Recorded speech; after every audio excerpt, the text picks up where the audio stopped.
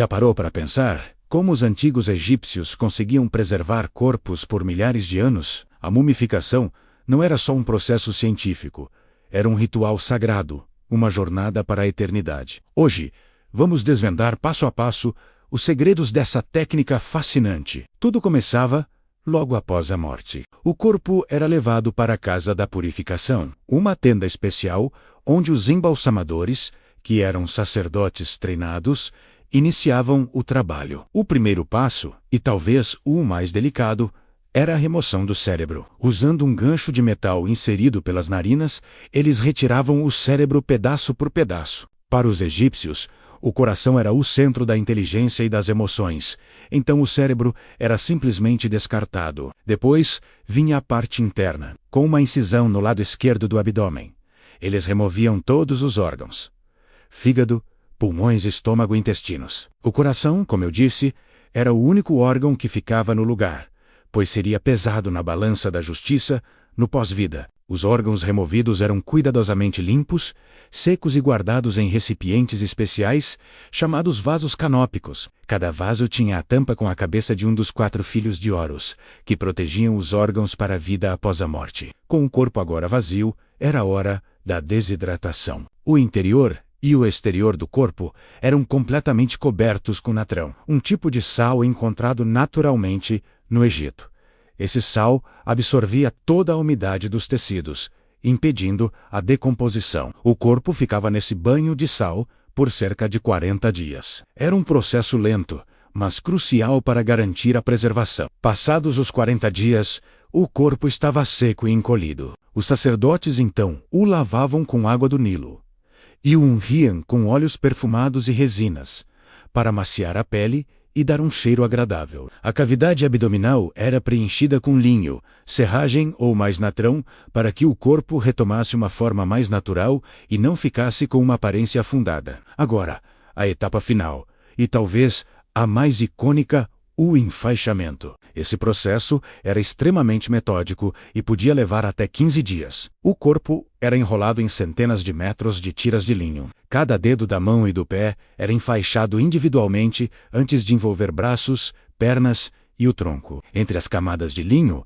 os sacerdotes colocavam amuletos mágicos para proteger o falecido em sua jornada. O mais importante era o escaravelho do coração, colocado sobre o peito para garantir que o coração não testemunhasse contra o seu dono no julgamento final. Uma resina quente era aplicada sobre as bandagens para colar tudo no lugar e criar uma casca protetora e impermeável. Uma máscara funerária, muitas vezes feita de ouro e decorada com a imagem idealizada do falecido, como a famosa máscara de Tutancâmon, era colocada sobre a cabeça e os ombros. Finalmente, o corpo mumificado era colocado dentro de um ou mais sarcófagos, que eram como caixões elaboradamente decorados. Estava pronto para a cerimônia final, a abertura da boca, um ritual que simbolicamente devolvia ao falecido a capacidade de ver, falar, comer e respirar no além. Só então a múmia era levada para sua tumba, junto com todos os seus pertences, para começar sua jornada eterna. É incrível pensar em todo o conhecimento e a crença que envolviam esse processo. A mumificação é um testemunho da complexa visão de mundo dos antigos egípcios e da sua busca incansável pela imortalidade. Para os egípcios, uma tumba era muito mais do que isso. Era um portal para a eternidade, uma máquina do tempo projetada para garantir a vida após a morte. Vamos começar nossa jornada com as mastabas. Imagine estruturas retangulares de topo plano feitas de tijolos de barro. Eram as precursoras das pirâmides, as primeiras tentativas de criar moradas eternas para a nobreza. Dentro delas, uma câmara subterrânea guardava o corpo do falecido, enquanto a parte superior servia como um local para oferendas. Era aqui que a família deixava comida e bebida, acreditando que a alma, ou o Ka, do falecido, precisava desses sustentos em sua jornada. Mas a ambição dos faraós não conhecia limites. Foi então que o gênio Imhotep, arquiteto do faraó Djoser, teve uma ideia revolucionária: empilhar mastabas, uma sobre a outra, cada uma menor que a anterior. Oh!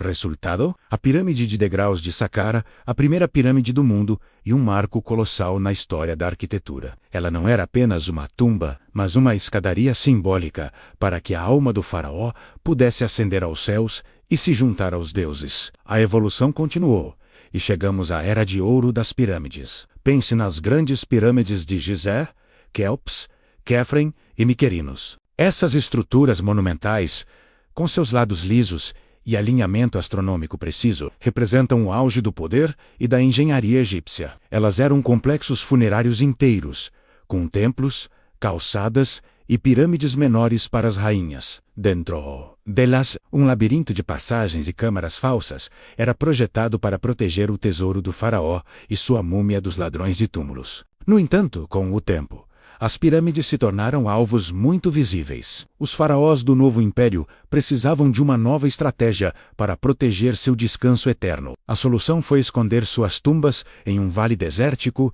e isolado, hoje conhecido como o Vale dos Reis.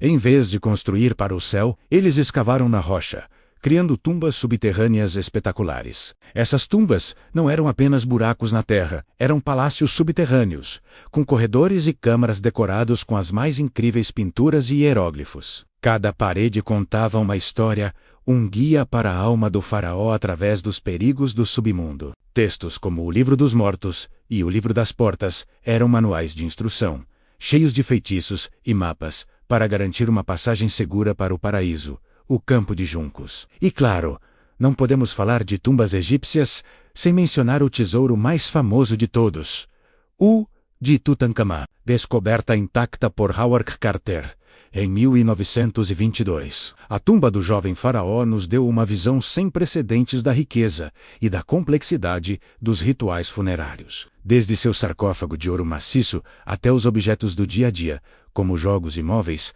tudo foi colocado lá para servi-lo na vida após a morte. As tumbas do Antigo Egito são, portanto, muito mais do que monumentos de pedra. Elas são cápsulas do tempo cheias de arte, crença e a busca incessante da humanidade pela imortalidade. Elas nos mostram como uma civilização inteira dedicou sua engenhosidade e seus recursos para responder a maior de todas as perguntas: o que acontece depois que morremos? Obrigado por assistir e até a próxima.